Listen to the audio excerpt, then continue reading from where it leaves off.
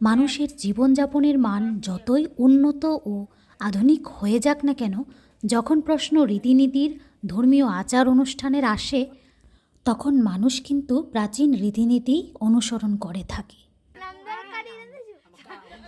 এটি একটি মণিপুরি বাড়িতে গৃহপ্রবেশের একটি চিত্র, যেখানে প্রথমবার গৃহপ্রবেশের সময় 7টি শুভ জিনিস নিয়ে প্রবেশ করতে হয়।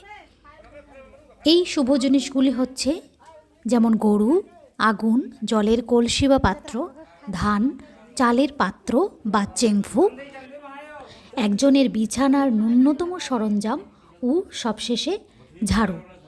একে একে নূতন ঘরে প্রবেশ করার পর এক একটি নির্ধারিত কোণে ওই জিনিসগুলি রাখতে হয়, আর গরুটাকে বাইরে উঠোনে বেঁধে দেওয়া হয়।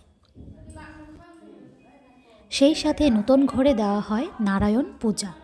তারপর ধর্মীয় পুঁথি বা পুস্তক যেমন গীতা বা মহাভারত পাঠ করা হয়, চলে কীর্তনও।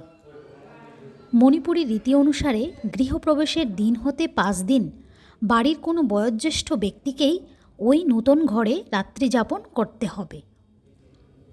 ওই 5 দিন পরই বাড়ির অন্যান্য কনিষ্ঠ সদস্যরা পাকাপাকিভাবে বসবাস করতে পারে।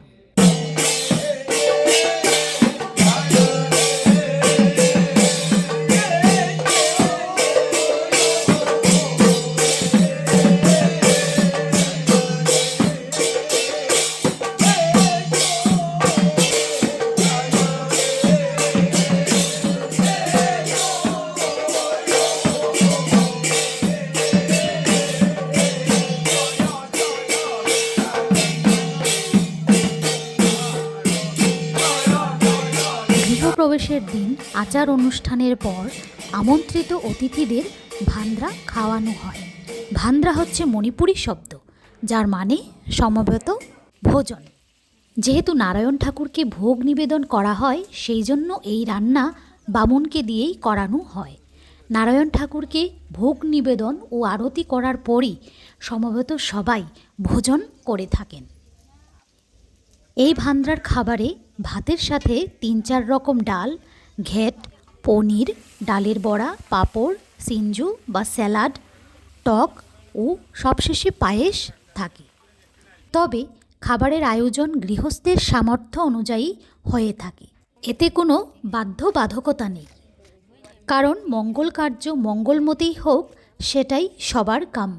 আজ এ পর্যন্তই। ধন্যবাদ।